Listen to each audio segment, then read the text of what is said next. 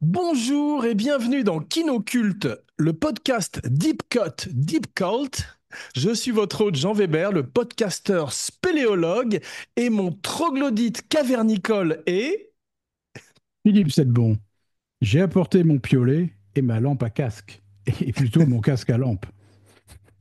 Ça commence bien. Et aujourd'hui, tout ce que vous avez toujours voulu savoir, ou presque, sur The Descent sans jamais oser le demander. Ravi de te retrouver, mon cinébody, pour descendre dans la grotte et faire face à nos démons, littéralement, et parler avec toi de l'excellent film d'horreur de Neil Marshall de 2005, pardon. Mais alors avant tout, la question habituelle, est-ce vraiment un film culte? Puisque le film a rapporté un beau succès, mais peu importe, parce qu'on a déterminé dans les émissions précédentes qu'on était là surtout pour parler des films qu'on aimait, donc, et qui étaient peut-être passés un petit peu dans l'oubli avec le temps. Mais en tous les cas celui-là a eu un franc succès en salle et ça reste un des grands classiques de l'horreur et du survival movie. Alors, est-ce que c'est un cult movie? Oui, parce que c'est quand même pas le film dont tu parles à tout le monde et tout le monde va te dire ah ouais, je connais, génial et tout. C'est pas vrai.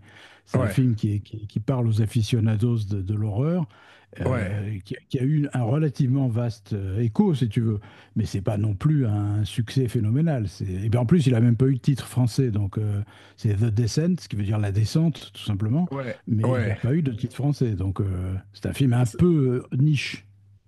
C'est vrai, et puis c'est un film aussi que tu m'as demandé de faire depuis des années. Et on ne Oui, c'est pouvait pas le vrai. placer véritablement dans Kinopod, mais maintenant avec Kinocult, on a enfin un format où on peut l'accueillir. C'est un film que j'adore, que tu adores aussi. Donc je suis ravi d'en parler avec toi, parce qu'en plus il prend ses sources. En tous les cas, les sources d'inspiration de Neil Marshall viennent de films qu'on aime aussi beaucoup, comme Délivrance, La Chose ou Massacre à la tronçonneuse. Et il a quasiment fait un classique qui peut se ranger sans aucune honte au niveau de ceux que je viens de citer en Ouais. fait. Et ce qui est formidable, c'est que Neil Marshall, moi, c'est pas un réalisateur que je connaissais, et c'est pas un Ouais. réalisateur que j'adore depuis. Il a fait son chef-d'œuvre avec ce film qui est, à mon avis, inégalable. C'est-à-dire, je suis tombé vraiment amoureux de ce film, parce pour plein de raisons, mais il a jamais fait mieux. Et Ah non, c'est c'est vrai. incroyable. C'est dommage parce qu'après ce film, justement, moi je pensais qu'il allait avoir une carrière éblouissante parce qu'il avait bien Non, non. commencé avec, je sais pas si c'est son premier film, mais tu te rappelles de Dog Soldiers, c'était une très Oui, bonne. mais qui était Un- marrant. C'était pas, c'était plutôt un film marrant de fans de l'horreur, des loups-garous et tout ça. Mais c'est ça ça. n'avait pas la qualité totale, si tu veux, de Descent, qui est vraiment, t'as l'impression d'un vrai classique instantané, quoi. C'est vrai. Mais c'était un bon riff autour des les films de loup-garou, les riffs C'est de la vrai. nuit d'ailleurs on dit. Mhm. Et c'est vrai que après il avait fait, je crois, un film qui s'appelait Le Centurion avec Fassbender, qui était un petit peu, Oui, au c'était dire bien. de C'était certains, bien. un sous-gladiateur, mais quand même pas mal. Et puis un autre Oui, qui oui, c'était était bien. une déclinaison aussi de Mad Max un petit peu. Donc il était toujours dans les films de genre, mais jamais au niveau de The Descent, dont on va parler aujourd'hui. Alors une autre inspiration du film, mais je l'ai vu dans le film cette fois-ci, parce que je ne l'avais pas vu au début, ce sont les films de Argento et de Fulci. Oui, bah, l'ambiance glauque, boueuse, des tripes et du sang, etc., les sous-sols, la nuit. Oui, oui, il y a beaucoup de choses qui se rapportent à beaucoup de choses, de l'horreur, dans le domaine de l'horreur, si tu veux. Mais là, je trouve qu'il y a dans ce film un truc très vicieux au niveau de la narration. C'est-à-dire, moi, je me souviens, comme tout le monde, hein, je l'avais accueilli en deux fois. C'est-à-dire, Ah la oui. première fois, quand tu vois les filles qui descendent dans le gouffre, moi, personnellement, j'avais déjà la trouille. Parce que je suis claustro. Donc, déjà descendre dans le noir, ne pas avoir de solution pour remonter et devoir ramper dans des boyaux, de se retrouver coincé dans un boyau étroit, de devoir escalader des trucs et des corniches minuscules, etc. Déjà, j'étais mort de trouille, si tu veux. Donc, après, quand tu as la deuxième moitié où arrivent les troglodytes monstrueux, cannibales, etc., Justement, je excuse-moi m'y Philippe, attendais pas. excuse-moi de t'interrompre, mais le pitch, le fameux pitch, comme si nous étions un gros producteur belge une fois, dans un Dans ascenseur notre entre deux enthousiasme, étages. dans notre enthousiasme, on l'avait oublié, alors que c'est un de mes devoirs les plus élémentaires. Donc, c'est l'histoire de cinq copines qui adorent les sports extrêmes, qui vont à travers le monde pour faire. Voilà, il y en a une qui a perdu son mari et son fils, et donc les autres se réunissent avec elle dans les Appalaches pour aller explorer des grottes jamais vues par l'être humain. Et donc elles descendent ensemble. Et ça se passe moyennement parce que Juno, qui est la meneuse, qui n'est pas très nette, elle les a pas amenés dans la grotte qui était prévue. C'est dans une grotte beaucoup plus dangereuse et beaucoup moins balisée. Donc elle s'enfonce dans l'inconnu et dans la nuit, si tu veux, Ouais. et jusqu'au moment où, après cette espèce d'extrémité physique qu'elle subisse, tout d'un coup, elle tombe sur des habitants de la grotte qui sont des espèces de créatures chauves-souris, mais sans aucun rapport avec Batman, et qui sont des espèces de monstres gluants, cannibales, aveugles, etc., et qui sont absolument horribles, quoi. Et donc, elles vont devoir les affronter de mano à mano jusqu'à ce qu'il n'y en ait plus qu'une. Parfait, mon pitchounet. Effectivement, elles affrontent des espèces de golems sous stéroïdes. T'as vu, ils sont terrifiants. C'est ça. Ils sont Et joués par des au danseurs, départ, tu sais, ils sont joués par des danseurs. ah ouais, ouais, mais c'est ça, d'où la grâce de leur mouvement, effectivement. J'ai pensé que c'était des Ouais, mimes ou ou quelque chose d'un art physique parce qu'ils se déplacent d'une façon exceptionnelle. Et Neil Marshall dit que ce sont des hommes des cavernes qui ont évolué avec le temps, qui habitaient dans ces grottes et qui se sont ouais, parfaitement adaptés à leur environnement, comme ces poissons aveugles des grandes profondeurs, tu sais. ouais, Et ouais, mais c'est ça se vrai tient, qu'ils hein, ça se tient. oui, c'est ça qui fait peur, c'est que c'est presque crédible. Et surtout, il part donc d'un postulat à la délivrance avec une idée merveilleuse qui est un casting uniquement composé d'actrices. Et quelles actrices Ouais. formidables. Ah ouais, tout à forte personnalité. Évidemment, j'ai retenu les deux principales qui sont Shauna MacDonald, qui est fantastique dans le rôle de l'héroïne, c'est-à-dire Ouais, celle qui est traumatisée, dépressive depuis qu'elle a perdu sa famille et qui essaye de se ressourcer. Et l'autre qui est, comment elle s'appelle? Attends, je l'ai perdue. Je sais plus comment elle c'est pas s'appelle. grave, ça va Mais en revenir. tout cas, voilà, Nathalie Mendoza, Ah, c'est qui ça. elle est fantastique et joue Juno, qui est l'espèce Ouais. de tas de muscles féminins qui entraîne ses copines et qui les entraîne à la mort quasiment. C'est-à-dire, elle est tellement extrême, elle est tellement mauvaise au fond qu'elle les entraîne à la mort. Et en plus, on apprend qu'elle avait trompé sa meilleure amie en lui piquant son mari. Donc, c'est vraiment terrible cette fille. Mais elle C'est est vrai, géniale. c'est une idée géniale et c'est le contre-pied au prédateur ou à la chose où tout d'un coup on a ce groupe de femmes. Et au départ, ce qui est intéressant, c'est que Neil Marshall, qui voulait pas faire un film d'horreur, donc il voulait pas après Dog Soldier être catalogué film d'horreur, mais il a lu le script et il a pas pu ne pas, ou alors en tout cas il a contribué à l'écriture aussi, et il a pas pu ne pas le faire parce que c'était trop tentant. Et il y avait des hommes et des femmes dans le script au départ, et ça m'a fait penser au script d'Alien, tu sais, le premier Alien de Ridley Scott où c'était unisexe, c'est-à-dire qu'il n'y avait pas déterminé le Oui. sexe, le genre des personnages à l'écriture pour permettre au casting de caster qui on voulait, si tu veux. Bah, c'est génial, c'est que le seul mec du film, c'est le mari de Shauna MacDonald. Et en bout de 5 minutes, il se prend une poutre dans la gueule et il meurt et on ne le revoit plus jamais. Oui, c'est terrible. Tu as remarqué que beaucoup de films d'horreur commencent par un épisode très traumatique, comme ça. T'as toujours Oui. l'héroïne vit quelque chose de terrible et après elle part dans un enfer encore plus violent en général. Oui, et c'est là en général qu'elle a une rédemption, enfin, pas une rédemption, mais qu'elle ressuscite en luttant, en donnant toutes ses forces pour lutter contre le mal. Et tout C'est d'un coup, ça, elle surmonte son traumatisme initial. Ça, c'est c'est un truc ça. classique. Et là, c'est pas vraiment ça quand même.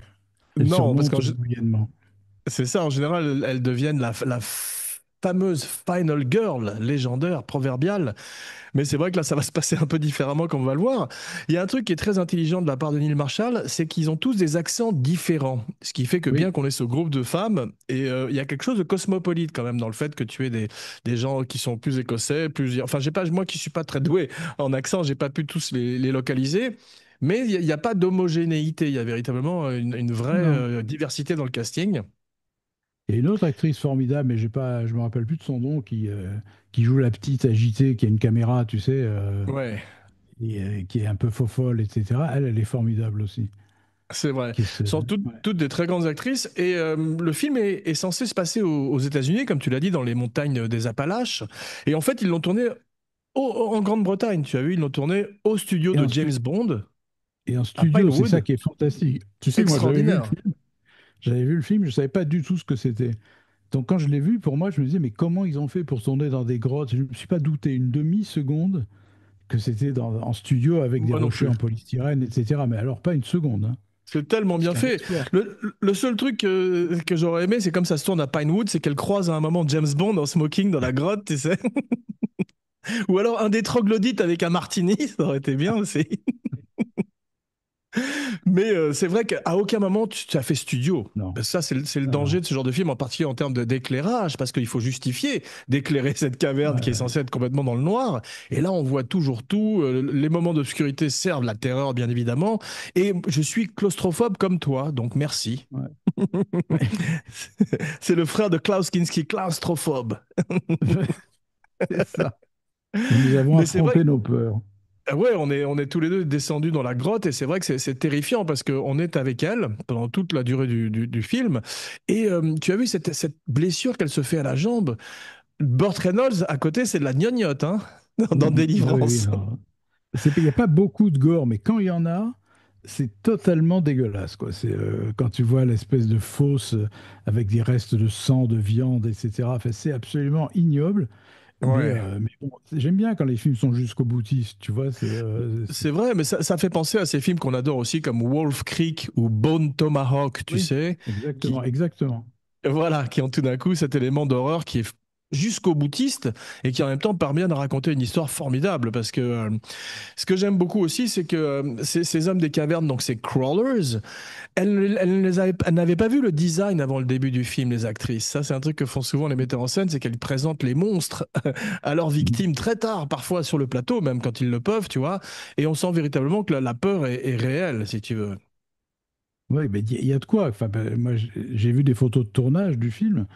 Ils étaient tels qu'ils sont dans le film. C'est-à-dire, tu imagines croiser ça dans les studios, dans les salles de maquillage, ils foutent les jetons, quoi.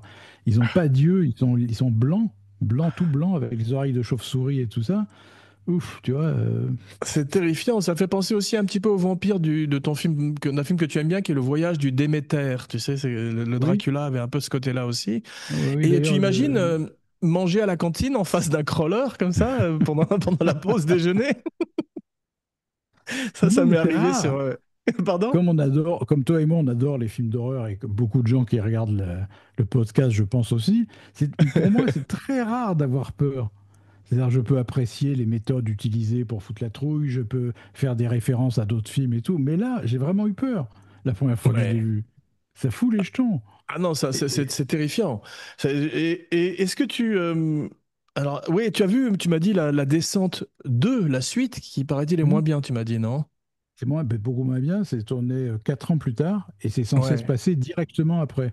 C'est-à-dire, la d'accord. fille est amenée à l'hôpital, Ok. Shona McDonald, et quand elle ressort avec une équipe pour retrouver s'il y a des survivants dans le trou, dans la D'accord. grotte.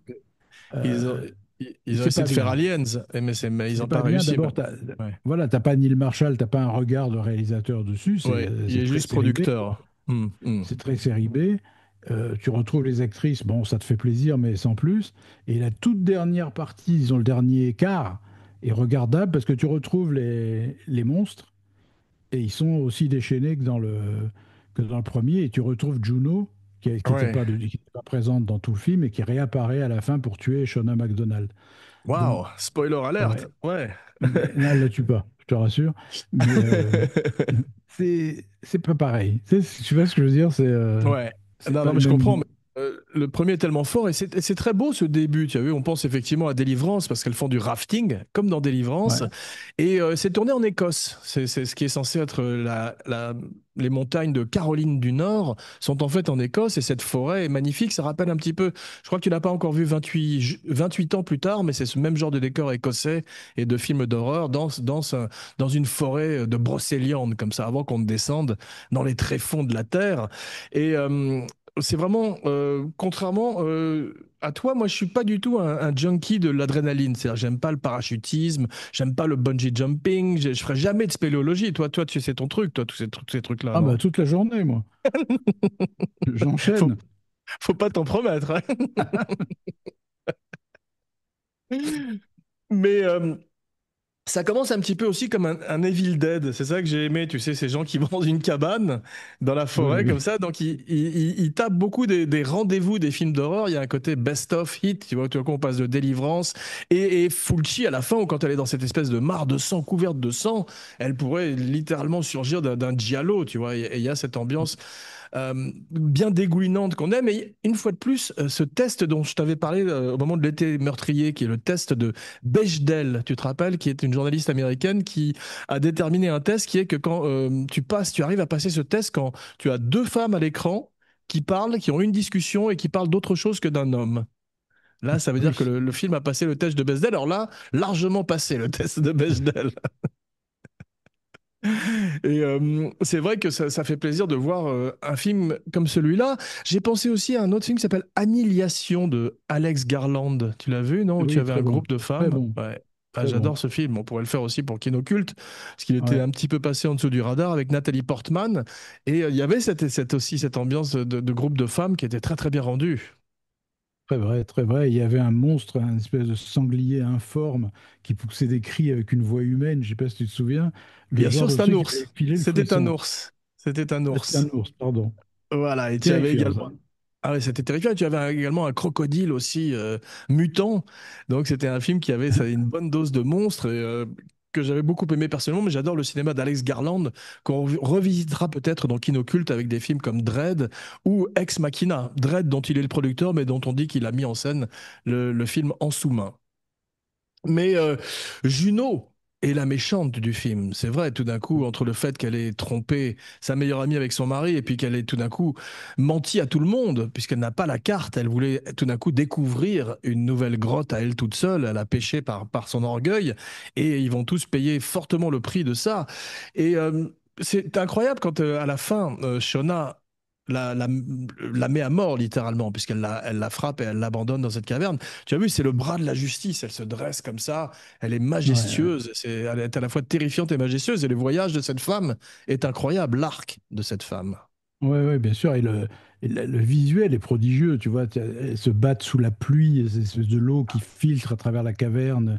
Tu as des Ouais, plans complètement déments. Ça rappelle, une fois encore, les toiles de Frazetta, etc. Tu as des exactement. postures et des muscles et des machins. Enfin, tout un truc qui rappelle cette imagerie barbare et qui est très belle parce que ça transcende complètement et le film et les personnages. C'est qu'elles deviennent Absolument. Northern Life d'un coup. En plus, il y a un côté presque, on parlait d'Alien, mais il y a le slow burn, tu vois, il faut 52 minutes, j'ai calculé avant de voir le premier monstre, et ça Ouais. arrive, quand on ne sait rien du film, ça arrive comme une surprise incroyable, parce on a l'impression qu'on est dans un survival movie, et tout d'un coup, on passe dans un creature feature, je parle anglais, mais les gens adorent, mais, mais donc, c'est vrai que ça passe une vitesse tout d'un coup, et ils n'ont pas besoin d'avoir véritablement toutes ces frayeurs un peu fausses qu'on a dans des films d'horreur Ouais, moindres, ouais. je trouve. Ouais. Mais c'est pour ça que j'adore le film, c'est qu'il a réussi. Enfin, c'est très rare quand tu es amateur de films d'horreur d'être surpris. Et là, Ouais. quand j'ai vu apparaître les monstres, moi j'étais scié, quoi, parce que le film se suffisait à lui-même sans. C'est ce que j'allais dire. Voilà, Voilà, tu exactement. vois, tu aurais pu Ouais. voir 1 heure et demie de cinq nanas coincées dans le noir. On aurait eu pareil peur et ça aurait sans doute été très bien. Mais là, en plus, Bon, un gros très très bien. bonus, un énorme bonus qui est les monstres. Ah, On s'y c'est attendait pas. fantastique. C'est comme dans Rec à la fin, quand tu as ce monstre aussi, tu sais, avec toute cette séquence, Oui. ce film de zombies en found footage. Il a d'ailleurs un petit lien de parenté avec ces monstres-là, et puis il y a un côté aussi avec ces éclairés par ces casques de spéléologie. Il y a un côté aussi found footage qui est formidable. Et il y a une réplique que j'adore, c'est quand elle dit, j'ai vu un homme. I saw a Oui. man. Alors là, tu sais que on est dans du bon. Et c'est vraiment terrifiant. Juno, tu sais à qui elle m'a fait penser, Juno? Elle m'a fait penser à c'est peut-être la meilleure version de Lara Croft à l'écran. Oui, c'est vrai. C'est vrai. Lara Croft, psychopathe. Tomb Raider, mais elle aurait très bien pu jouer le rôle. Elle aurait été, sinon, aussi bien que Vikander, ou à propos d'Ex Machina, ou qu'Angelina Jolie, ou voire meilleure. Et puis tu as ce fameux shot que j'adore, qui est le shot que j'appelle le shot d'Apocalypse Now, où tout d'un coup, tu as quelqu'un qui sort de l'eau, tu sais, comme ça, petit à petit, souvent de la boue ou de sang ou quelque chose. Et ça, c'est très payant. Donc Garland est un grand cinéphile, pas Garland, pardon. Marshall est un très grand cinéphile. C'est ça que j'adore. Grand cinéphile et étonnamment, comme j'ai dit au début, très très bon réalisateur. Et pourquoi il n'a Ouais. pas continué dans cette veine-là, tu vois? Parce qu'il est Ouais. dans là-dedans, il est absolument génial dans ce film. Chaque plan est intéressant, le montage est resserré au maximum. Tous les plans valent le coup, tu vois. Et donc c'est bizarre que ce reste de sa filmographie n'ait pas atteint ces sommets-là. C'est vrai, c'est très bien monté aussi. Tu as vu, il y a un montage qui est formidable parce que Ouais. c'est pas, on voit tout, je te dis, dans cette grotte, ce qui est très très difficile à faire. Et c'est vrai que cette fin très noire, très nihiliste, ne lâche rien, quoi. On pouvait penser qu'il allait partir vers la Ouais. lumière, mais non, il nous laisse dans la cave. Il y a deux fins, hein. Il y a deux fins. Il y a une fin américaine où Ok, ça s'arrête quand elle est dehors. c'est C'est-à-dire qu'elle ça. sort, elle monte dans sa voiture et elle s'en va, ça s'arrête là. Elle a juste une Et à la vision de, fin, De Juno, c'est tout, je crois, à côté d'elle. oui, c'est ça, voilà. Et après, elle Voilà. s'en va, elle s'en sort. Et dans l'autre fin dont je parle moi, qui est la fin nihiliste, Européenne, ouais. voilà, Elle se réveille dans la grotte. En fait, son évasion était un rêve c'est et elle se ça. réveille dans la grotte entourée de monstres et on sait qu'elle est foutue, quoi. Et par C'est contre, étonnant qu'il... le numéro Ouais, 2 fait la liaison avec la version américaine, puisqu'elle s'en est d'accord. sortie dans Ok. le 2 puisqu'elle se retrouve à l'hôpital. C'est drôle. Tu Donc vois? c'était pour le marché Ouais. américain. C'est drôle qu'ils fassent une fin si noire pour le marché européen, alors que pour le marché Ouais. américain, ils adoucissent comme ça le film. Ça fait penser, on va faire bientôt Zombie, tu sais, Dawn of the Dead de Mhm. Romero, et il y a aussi plusieurs versions comme ça. Donc c'est intéressant de voir les différents Il y en a montages qu'on 4. propose. Il y a 4 versions. Ouais, j'en ai vu 2 déjà. Mais c'est vrai que c'est étonnant, quoi. Est-ce que tu as encore quelque chose à dire sur la descente ou Non, te non, tairas-tu? à part que, puisque je l'ai vu il y a un certain nombre d'années, donc 20 ans, c'est un film que je revois régulièrement. Et c'est fait Ouais, partie de ces films, tu sais, très rares, où tu crois il faut le revoir parce que tu l'as pas entièrement exploré. ouais, Tu sais, tu vois, tu as le besoin, c'est pas pour revoir les mêmes choses, c'est que tu te dis, je vais le revoir, il y a sûrement des trucs qui m'ont échappé, et c'est tellement riche ouais. que moi, à chaque fois que je le revois, c'est pas que je découvre d'autres choses, c'est que je me dis, ah là là, à chaque fois je suis emballé pareil, etc. Et c'est très très rare les films comme ça. Il n'y en a vraiment C'est pas vrai. beaucoup. Et puis, et surtout dans un huis clos, parce qu'il y a des moments où tu te dis, ça pourrait être presque une pièce de théâtre, avec un type habillé en crawler Ouais, qui ouais. passe de temps en temps, tu sais, à Broadway, des chansons même, peut-être. Et puis techniquement, quand même, c'est assez bluffant parce que tu vois, t'as les scènes où elles sont en plan très très large, dans le noir, dans le gouffre, et que tu les Ouais, vois marcher avec leur petite lampe le long d'une corniche, et ouais. elles sautent d'une corniche à l'autre et tout. Tu te dis, comment ils ont fait ça en studio, tu vois? Incroyable, incroyable. Mais ça, C'est, c'est l'immensité de Pinewood et tout le talent de Neil Marshall, où à ouais. aucun moment on se dit comme effectivement ça fait à carton-pâte ou bidon, quoi. C'est absolument incroyable. Et je pense qu'il est claustro parce que tu sais, il y a une scène où une des filles, je crois que c'est Shona d'ailleurs, reste Ouais, coincée, tu sais, entre deux parois. Elle est ouais, coincée avec son sac à dos. Et elle ouais, ouais, n'arrive plus ouais. ni à avancer, ni à Ah ouais. reculer. C'est Horrible. un moment de panique intense. Ah, c'est C'est-à-dire, affreux. C'est pour ça que je ne ferai jamais de spéléologie de ma vie. Parce que t'imagines, de se retrouver coincé comme ça, c'est l'horreur, quoi. c'est con, je voulais t'inviter le week-end prochain, mais Avec toute l'équipe de Kinopod. Voyage d'entreprise. Bien, merci mon ciné-cultiste pour cette descente dans la Guéhenne. Nous fûmes comme deux canaris descendant dans la mine et heureusement pas de coup de grisou. On se retrouve très vite pour un Kinopod, un kino culte et plein de surprises. En attendant, n'oubliez pas de liker et de souscrire à la chaîne Abracadapod sur YouTube. Avec tous les 15 jours, une nouvelle fantastique vidéo du maestro Romalenov, son Katia Lazareva. Et maintenant, voici venu l'heure de dire, conformément à la tradition, ta phrase signature, la fameuse catchphrase. Philippe Sedbon, merci de votre attention. Et maintenant, ne sois pas trop triste, pas de chanson, mais une citation. Quand on lutte contre des cinébodies, il faut prendre garde de ne pas devenir un cinébody soi-même. Si tu regardes longtemps dans Kinopod, Kinopod regarde aussi en toi en retour. Frédéric Très Wilhelm beau. Nietzsche, Par-delà le bien et le mal, 1886. Et connaissez déjà Kinopod.